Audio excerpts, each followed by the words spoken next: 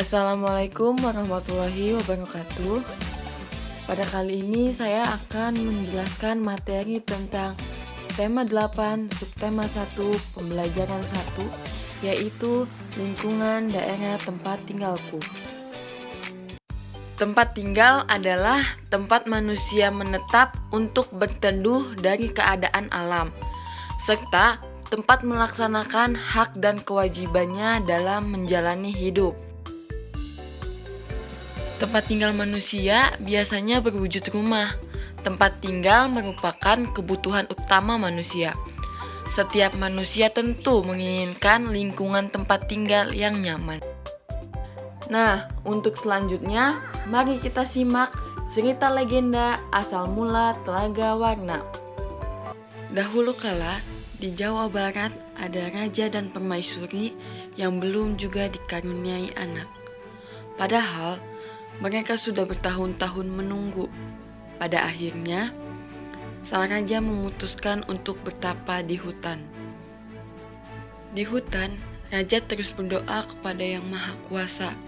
Raja meminta agar segera dikaruniai. Doa raja pun terkabul. Permaisuri melahirkan seorang bayi perempuan. Raja dan permaisuri sangat bahagia. Seluruh rakyat juga bersukacita menyambut kelahiran putri raja. Raja dan permaisuri sangat menyayangi putrinya. Mereka juga sangat memanjakannya. Segala keinginan putrinya dituruti. Tak terasa putri raja telah tumbuh menjadi gadis yang cantik. Hari itu, dia berulang tahun yang ke-17. Raja mengadakan pesta besar-besaran. Semua rakyat diundang ke pesta.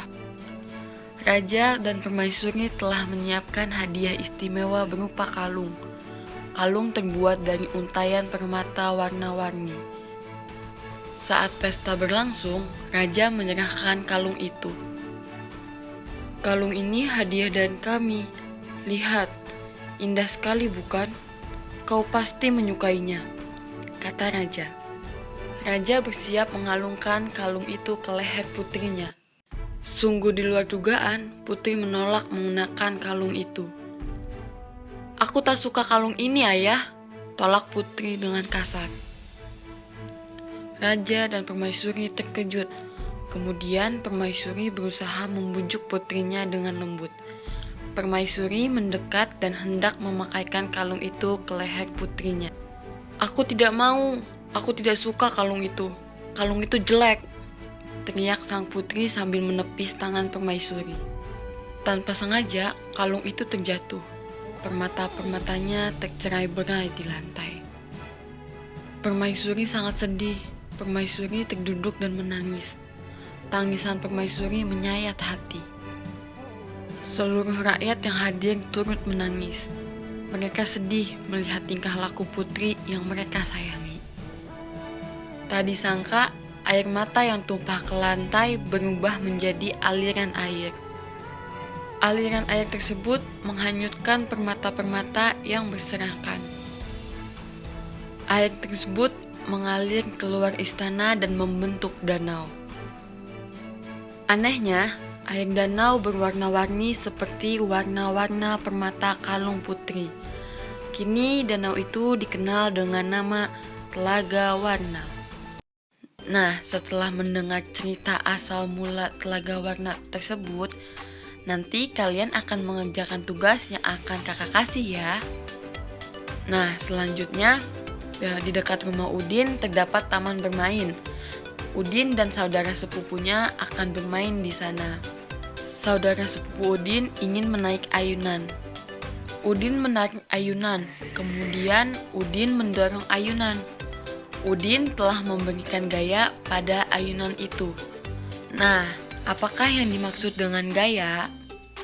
Gaya adalah suatu kekuatan yang mengakibatkan benda yang dikenainya dapat mengalami gerak, perubahan kedudukan, atau perubahan bentuk. Gaya juga dapat diartikan sebagai tarikan atau dorongan yang dapat mempengaruhi keadaan suatu benda. Saat Udin menarik ayunan, maka ayunan tersebut bergerak ke belakang mendekati Udin. Sedangkan saat mendorong ayunan, ayunan tersebut bergerak ke depan atau menjauhi udin.